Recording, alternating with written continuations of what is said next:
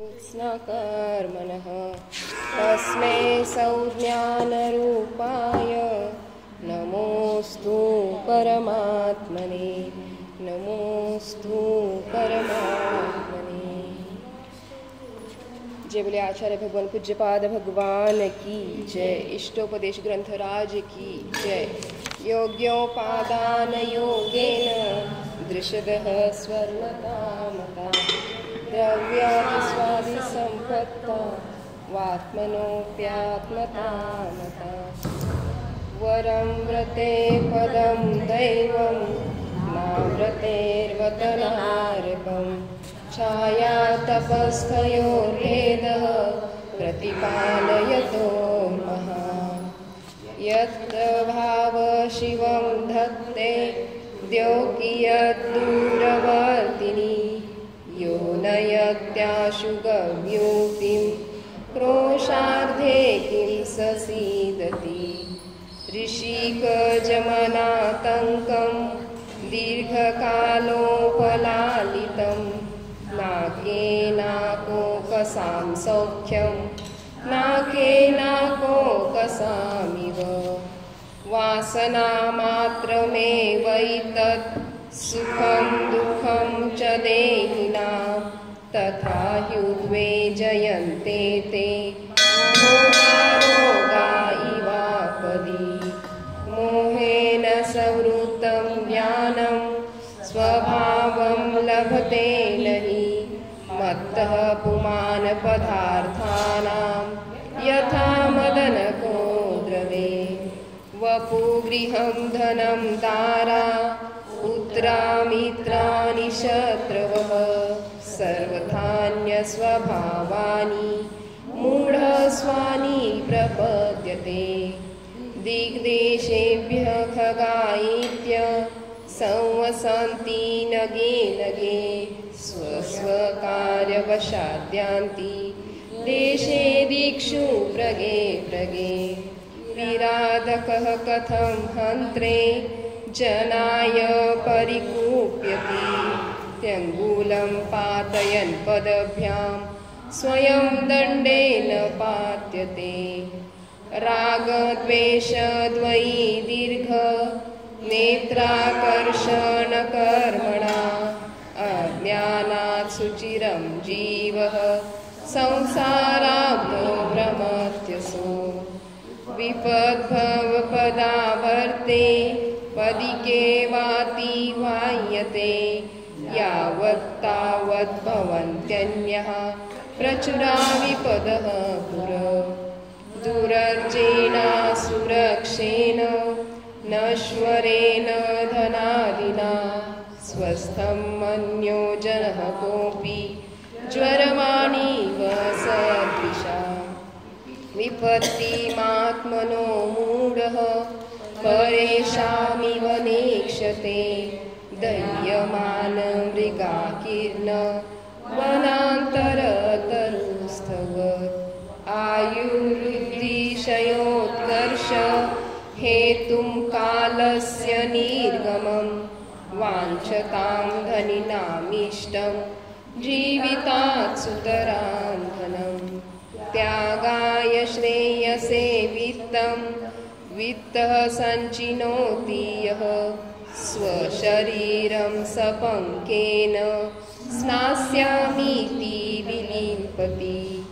आरम्भे तापकान् प्राप्ता वतृप्तिप्रतिपादकान् अन्ते सुदुस्त्यजान् कामान् कामं कः सेवते सुखी।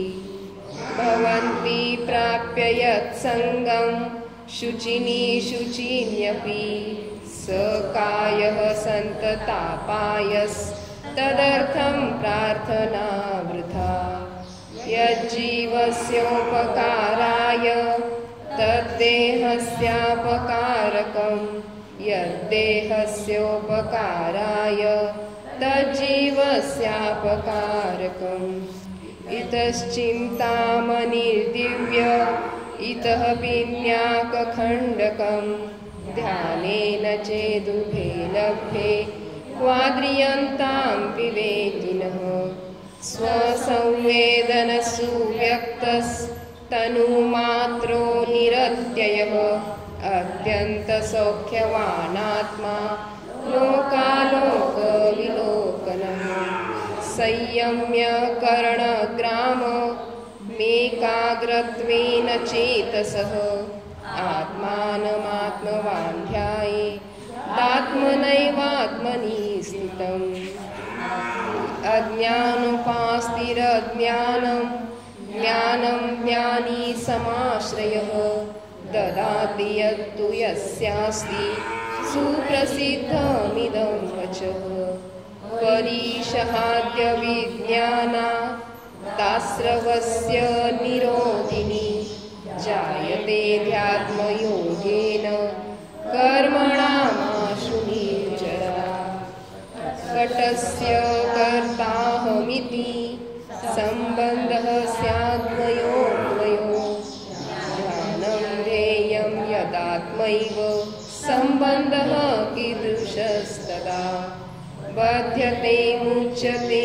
जीवः सममो निर्ममः क्रमात् तस्मात् सर्वप्रयत्नेन निर्ममत्वं विचिन्तयेत् एकोऽहं निर्ममः शुद्धो ज्ञानी योगीन्द्रगोचरः बाह्यासंयोगजा भावा मत्तः सर्वेऽपि सर्वथा दुःखसन्दोहभागित्वं संयोगादिह देहिनां त्यजामेनं ततः सर्वं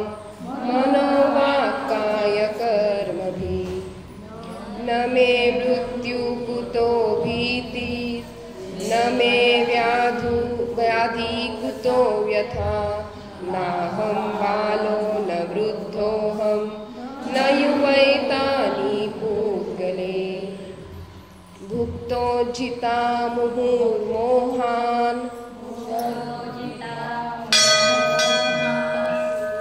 मया सर्वेऽपि सत्पूद्गला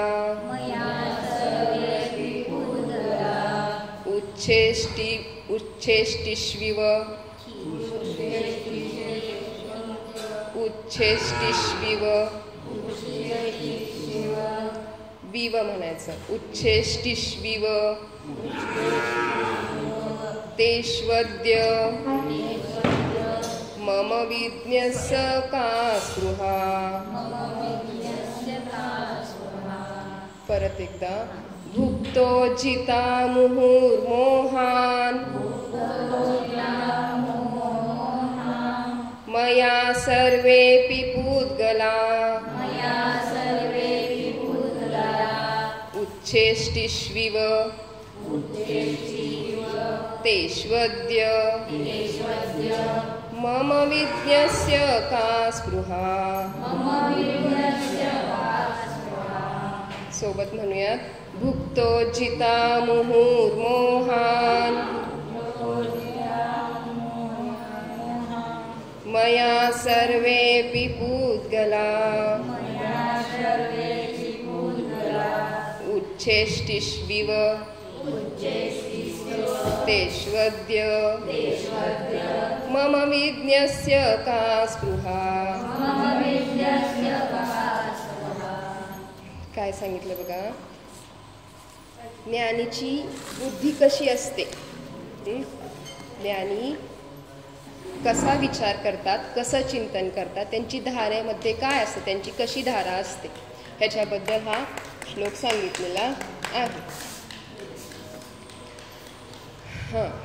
तर सांगितलं मया सर्वेपी पुद्गला मया म्हणजे माझ्याकडून सर्वेपी म्हणजे सगळे पुद्गला म्हणजे पुद्गल परमाणु पुद्गल वर्गणा मग सांगितलं माझ्याकडून सर्व पुद्गल परमाणु भुक्तो जिता मुहुर्मोहान म्हणजे काय केलं मोहान म्हणजे मोहात म्हणजे मोहामुळे मुहू अनेक वेळा भुक्तो उज्जिता भुक्त केलं म्हणजे भोगलं उज्जिता म्हणजे सोडलं भोगून सोडलेलं आहे. काय? हे सगळे पुद्गल जे काही दिसते ते सगळे पुद्गल मी काय केलेले आहेत? भोगून सोडलेले आहेत. कशामुळे? मोहामुळे. मोह महामद पियो अनादी भूल आपको भरमतवादी. म्हणजे काय झालेलं आहे की मोहामुळे मी काय केलं? स्वरूप, स्वतःचं निजस्वरूप विसरलो आणि काय केलं? भ्रमतवादी म्हणजे काय केले? भ्रमत करतोय, भ्रमण करतोय. काय करतोय? या संसार सागरामध्ये भ्रमत आहे. मग कशामुळे? तर मोहामुळे. मग ह्या मोहामुळे काय झालंय? या संसार सागरामध्ये मला परिभ्रमण करावं लागते. अर्थात अनेक वेळा जन्म मरण जे आपण म्हणतोय या पर्यायाचं है ना, तर अनेक पर्याय धारण करावे लागत आहेत. तर याच्यामध्ये मी या सर्व पुद्गल परमाणूंना भोगून सोडलेलं आहे. काय सांगितलं? भुक्तो जिता, भोगून सोडलेलं आहे. मुहू, मुहू म्हणजे अनेक वेळा, बऱ्याचदा. तर हे सगळं झालेलं आहे. मग काय सांगितलं? सर्व पुद्गला म्हणजे का? कारण जे काही मी भोगतो आहे हे हा चेतनात्मा जर सोडला तर याच्या व्यतिरिक्त जे काही मी भोगतो आहे ते सगळं काय आहे? पुद्गल आहे ना. हे शरीर पुद्गल आहे, जिथं मी राहतो ते घर पुद्गल आहे, हे कपडे पुद्गल आहेत, दागिने पुद्गल आहेत. जे काही मी भोगतो आहे, ज्याचा मी भोग घेतो आहे, टेबल, खुर्ची, भेड, फर्निचर जे काही आहे ते सगळं काय आहे? पुद्गल आहे. ते पुद्गल परमाणूंचा स्कंद आहे. आणि ह्या सगळ्या पुद्गल परमाणूंचा मी भोग घेऊन सोडलेलं आहे ह्या सर्व पुद्गल परमाणूंना. का सांगितलं असं? मुहू, अनेक वेळा. कारण काय आहे? मी आतापर्यंत अनेक वेळा जन्म मरण केलं आहे, अर्थात अनेक पर्याय धारण करून सोडलेले आहेत, है ना. मग इथं सांगितलं द्रव्य परिवर्तन म्हणजे सर्व प्रकारचे पुद्गल परमाणू भोगून सोडलेले आहेत. सर्व प्रकारचे अर्थात मिश्र, ग्रहित, अग्रहित सर्व प्रकारच्या वर्गणा मी ग्रहण करून सोडलेल्या आहेत. त्यानंतर काय सांगितलं? हे झालं द्रव्य परिवर्तन. त्यानंतर काय सांगितलं होतं? क्षेत्र परिवर्तन. सिक्वेन्स लक्षात ठेवायचा. द्रव्य, क्षेत्र. 5 परावर्तन आहेत. किती आहेत? पंचपरावर्तन म्हटलं जातं. द्रव्य, क्षेत्र, काल आणि भाव. हा, सिक्वेन्स लक्षात ठेवायचा. काल नंतर भव आणि भाव.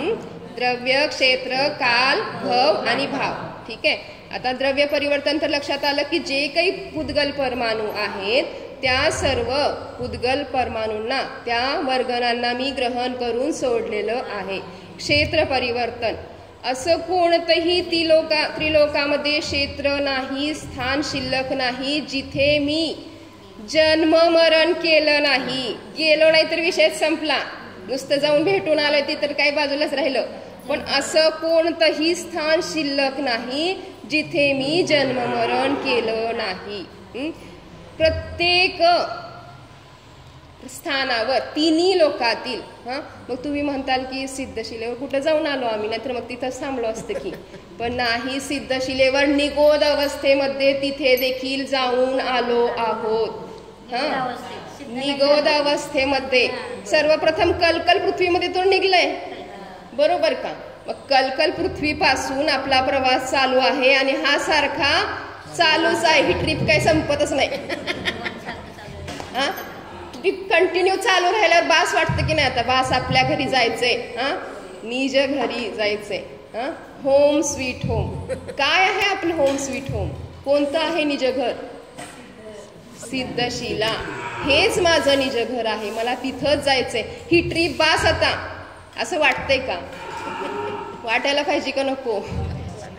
मग हे जे आहे हे क्षेत्र परिवर्तन आहे की असं कोणतंही स्थान नाही जिथे मी जन्म मरण केलं नाही, अर्थात मी ते पाहिलं नाही, असं राहिलंच नाहीये शिल्लक.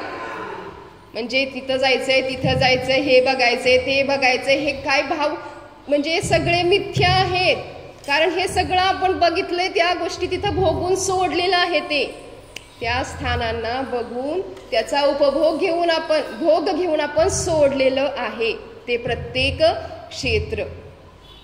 त्यानंतर काल परिवर्तन. तर काय सांगितलं, जे काल आहेत उत्सर्पिणी काल, कालाचा भेद दोन मुख्य सांगितले, उत्सर्पिणी आणि अवसर्पिणी. आणि परत त्याच्यामध्ये 6 भेद पडले, पहिला, दुसरा, तिसरा, चौथा, पाचवा आणि षष्टम. म्हणजे सूक्ष्म ह्या सगळ्या ज्या गोष्टी आहेत सर्वांना माहितीच आहे, त्या गोष्टीमध्ये आपण आता नको पडायला. तर सांगितलं काय की ह्या प्रत्येक काळाच्या, उत्सर्पिणी काळातील प्रत्येक काळभेदाच्या प्रत्येक समयामध्ये मी जन्मलेलो आणि मेलेलो आहे. असं का वाटतं बरं? असं वाटते का की बाबा मी इतक्या वेळापासून, इतक्या अनंत काळापासून म्हणतो ना, अनादि अनंत मी आत्मा आहे. त्यामुळे या प्रत्येक काळामध्ये, प्रत्येक समयामध्ये मी जन्ममरण केलेलं आहे. मग किती बर्थडे मनवायचे? फक्त ह्या पर्यायामधला बर्थडे, माझा बर्थडे मला ह्यानी विश केला नाही, मला त्यांनी सांगितलं नाही, मला बोललं सुद्धा नाही. काय किती मूर्ता. मग इतक्या आतापर्यंतच्या तुम्हाला तरी लक्षात आहेत का? इतक्या वेळा जन्ममरण केलेलं आहे, अनंत वेळा, असंख्यात वेळा, ज्यांना काउंट करू शकत नाही, अनकाउंटेबल इतक्या वेळा आपण जन्ममरण. ते समय लक्षात ठेवता येतील का? मग नाही. हे जे आहे हे देखील मी भोगून सोडलेलं आहे. त्यानंतर भवपरिवर्तन. असा म्हणजे काय सांगितलं की जे गतींमधली जी आयु आहे ती सर्व गतींमधली, 4 गतींमधली आयु, 4 गतींमधल्या सर्व भवांमध्ये मी जाऊन आलेलो आहे. फक्त जे एक भव अवतारी असतात, 2 भव अवतारी असतात, त्यामध्ये मी गेलेलो नाही. अर्थात ज्यांचं आयु 32 सागर आणि 33 सागर असतं देवगतीमध्ये, तिथे मी जाऊन आलेलो नाही. तिथे फक्त सम्यक दृष्टीच जातात. मी अजून तो पुरुषार्थ केलेला नाही, म्हणून मी तिथपर्यंत अजून पोहोचलेलो नाही. फक्त तिथे नाही गेलो, नाहीतर असं कोणतंही गती नाही, असा कोणताही भव नाही जो मी धारण केलेला नाही. सर्व भवामध्ये, नरकामध्ये जी जघन्य आयु सांगितली 10,000 वर्ष, उत्कृष्ट आयु सांगितली 33,000 वर्ष, ती सुद्धा मी भोगलेली आहे. नरकामधलं, त्या प्रत्येक नरकामधल्या प्रत्येक भवामध्ये मी गेलेलो आहे. इतक्या वेळा नरकातलं ते आयुष्य, पहिल्या नरकामध्ये, दुसऱ्या नरकामध्ये, पहिल्या नरकातली सांगितली 10,000 वर्ष आणि 7व्या नरकातली सांगितली 33,000 सागर वर्ष. 33,000 सागर, सागर सांगितलंय, नुसतं वर्ष नाही सांगितलं, सागर लक्षात घ्या. सागरची परिभाषा माहिती आहे सर्वांना, सिद्धांत प्रवेशिकामध्ये सगळ्यांनी बघितलेलं आहे. रादर कित्येक वेळा त्या आगींनी सांगितले सागरची परिभाषा कशी आहे ती. मग हे एवढं जे आहे ते आयुष्य सुद्धा आपण भोगून आलेलो आहोत. मनुष्य भवामध्ये जास्तीत जास्त आयु सांगितलं 3 पल्य, कमीत कमी अंतर्मुहूर्त, ते देखील आपण भोगलेलं आहे. मनुष्य भवातील आयु, प्रत्येक आयु भोगलेली आहे.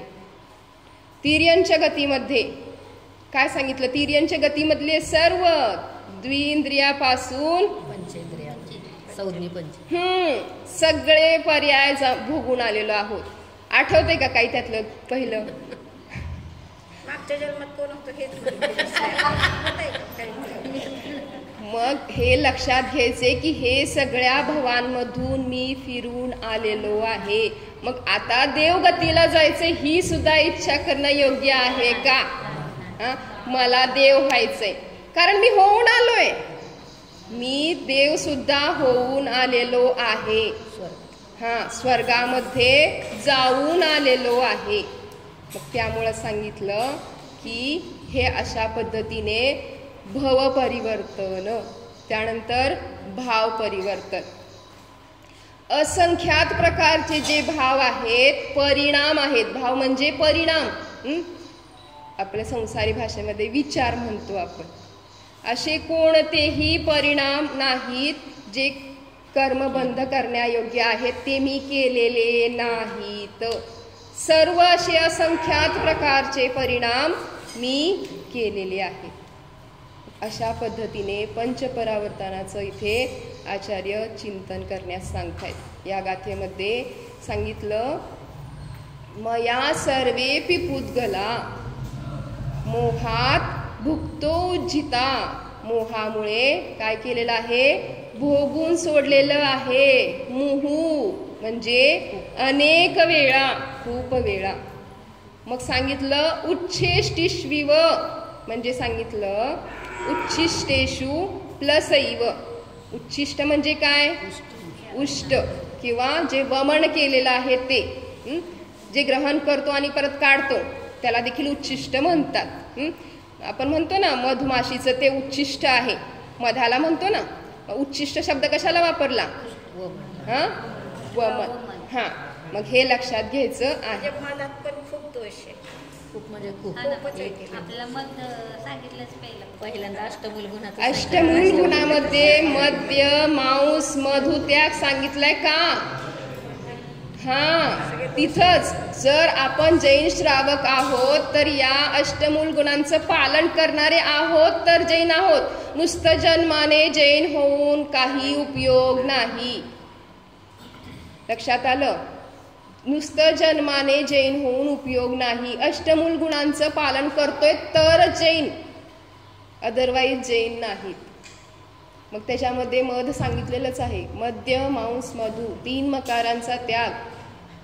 जो मद्यप्राशन करतो तो देखील जैन नाही. आता खूप फॅड निघाले, पण तिथे सावधान करा की हे काय आहे? तू जैनपणा सोडतोय. तुला एवढ्या पुण्यामुळं, एवढ्या सगळ्या पुण्याच्या बॅलन्समुळं तुला हे भाव मिळाले, ही पर्याय मिळालेली आहे आणि तू काय करतोय? त्याची उपेक्षा करतोय. आणि त्या उपेक्षेमुळं काय आहे? पुढं काय होतंय? तू आता काय बांधतोयस आणि पुढं मग कोणती गती आहे, कोणता भाव आहे, हे प्रत्येकाने जज करा, सांगा एकमेकांना. जर असं कोणी भटकत असेल आपल्या माहितीतलं जीव. ठीक, तर थोडंसं विषयांतर झालं. तर काय होतं? उच्छिष्ट म्हणजे वमन केलेलं किंवा उष्ट. तर मग सांगितलं मम विज्ञ म्हणजे माझ्यासारखा ज्ञानी, माझ्यासारखा बुद्धिमान. अद्य आत्ता, अद्य म्हणजे आत्ता, माझ्यासारखा बुद्धिमान आता ह्या वमन केलेल्या अर्थात काय म्हटलं? उष्ट्या. जे उष्ट आहे अशा वस्तूला ग्रहण का करेल, ग्रहण करण्याची इच्छा का ठेवेल, का स्पृहा म्हणजे का इच्छा करेल, अशा उच्छिष्ट ग्रहण करण्याला.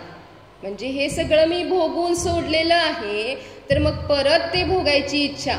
आता काय की मला साडी, ही जी साडी आहे ती खूप वेळा वापरली, 5-10 वर्ष झाली, आता काय बास नवीन पाहिजे, ही देऊन टाकायची कोणाला तरी किंवा काढून टाकायची, हे असतं ना आपलं. तर मग काय की हे जे मी नवीन जी घ्यायचं म्हणतोय ते सुद्धा त्या साडीचे जे परमाणू आहेत ते देखील मी ग्रहण करून सोडलेले आहेत. जे नवीन घ्यायचं म्हणतोय बास, ते काय होतं? नवीन कधी घ्यायचं असतं की ज्याला आपण भोगलेलं नसतं. हे पाहिजे ते पाहिजे, कारण मी त्याचा भोग घेतलेला नाहीये म्हणून ते नवीन आहे, म्हणून ते पाहिजे असं होतं. पण काय जर आपल्याला कळलं, आता शास्त्राच्या सान्निध्यामध्ये आल्यानंतर, जिनवाणीच्या सान्निध्यामध्ये आल्यानंतर आपल्याला कळलं की मी या सर्व वस्तूंचा भोग घेऊन सोडलेलं आहे. मग हे ही जी चाह आहे ती राहील का? ही जी इच्छा आहे, ही जी स्पृहा आहे की मला पाहिजे, अरे मी तर हे भोगून सोडलेलं आहे की, है ना? काय म्हटलेलं आहे? चक्रवर्ती की संपदा इंद्र सरीखे भोग, चक्रवर्ती की संपदा इंद्र सरीखे भोग, काकवीट समगिनत हे सम्यक दृष्टी लोक. काय म्हणतायत? चक्रवर्तीची संपदा सुद्धा आणि इंद्रासारखे भोग सुद्धा काकवीट, काक म्हणजे कावळा, वीट म्हणजे विष्ठा, कावळ्याच्या विष्ठे समान मानतात. कोण? सम्यक दृष्टी लोक. म्हणजे जे सम्यक दृष्टी आहेत ते एवढी संपदा, म्हणजे भरत चक्रवर्तीचं उदाहरण दिलं जातं ना, घर में हे वैरागी भरतजी, घर में हे वैरागी. का म्हटलं जातं? कारण त्यांनी ह्या संपदेला कधीही आपलं मानलंच नाही.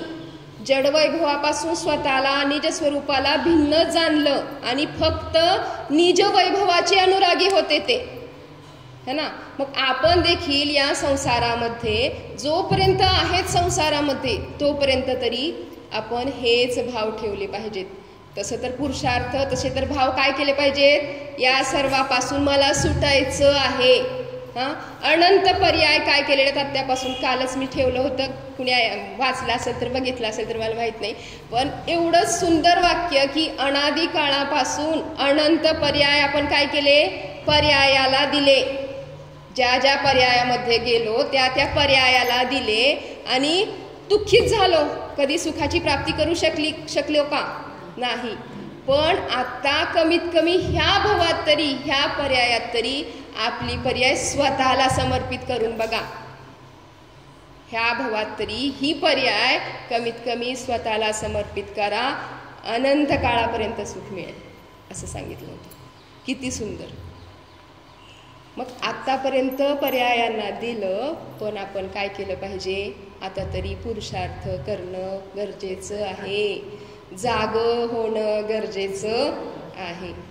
आचार्य आपल्याला हे सांगतात की ज्ञानीची अशी अनासक्त बुद्धी असते, कोणत्याही प्रकारची आसक्ती नसते, कारण त्यांना माहिती आहे की हे जे आहे हे मी भोगून सोडलेलं आहे, हे उष्ट आहे, हे वमन आहे.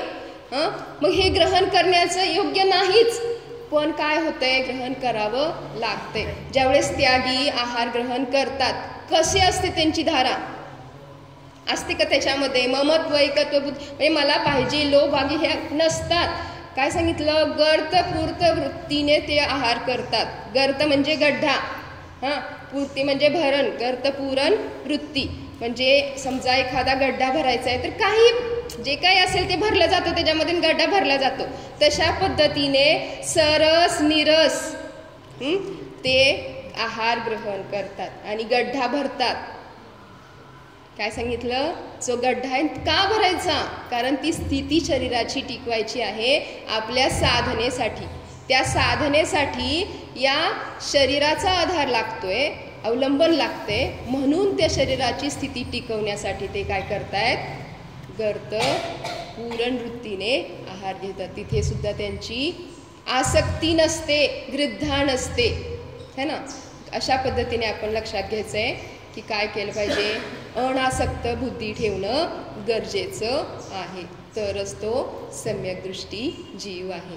नाहीतर काय होणार आहे, ह्या पुद्गल परमाणूंमध्ये मी एवढ्या वेळा भोगून सोडलेला आहे आणि तरीसुद्धा आसक्ती बुद्धी करतोय, अर्थात माझ्यासारखा मीच मूर्ख.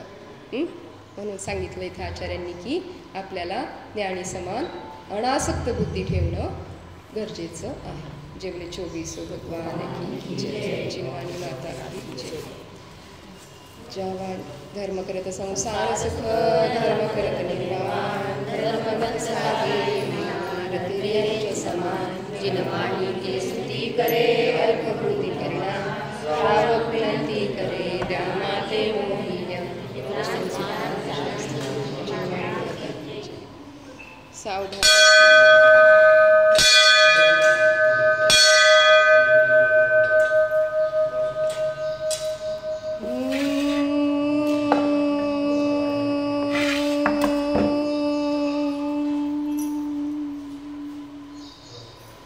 जाणा, हा मी शुद्ध चैतन्यमय जीवच आहे. हा मी जीवद्रव्य ज्ञानदर्शन स्वभावी आहे. अनंत ज्ञान, अनंत दर्शन, अनंत सुख, अनंत वीर्य आदी अनंत गुणांचा अधिकारी आहे. हेच माझे निजवैभव आहे. मला अन्य जड वैभवाची किंचित मात्रही गरज नाहीच. हा मी शुद्धात्मा परिपूर्ण आहे, स्वयंपूर्ण आहे. परद्रव्याच्या परकणाची मला किंचित मात्रही गरज नाहीच.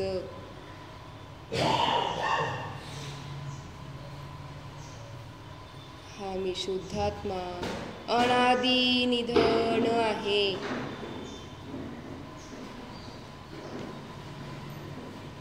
ज्ञान दर्शन स्वभावीच आहे, शाश्वत आहे, ध्रुव आहे.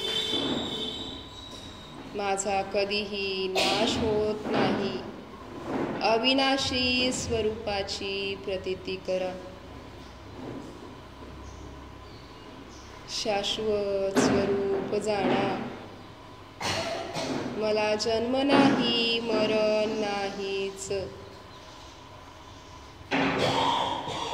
आधी नाही, व्याधी नाही, उपाधीही नाहीच. असं निरामय स्वरूप जाणा. अजन्म अमर स्वरूप जाणा. शाश्वत स्वरूप अनंत गुण वैभव संपन्नो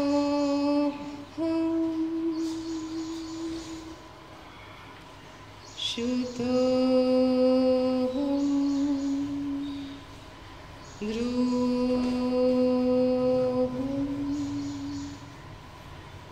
एको जीवो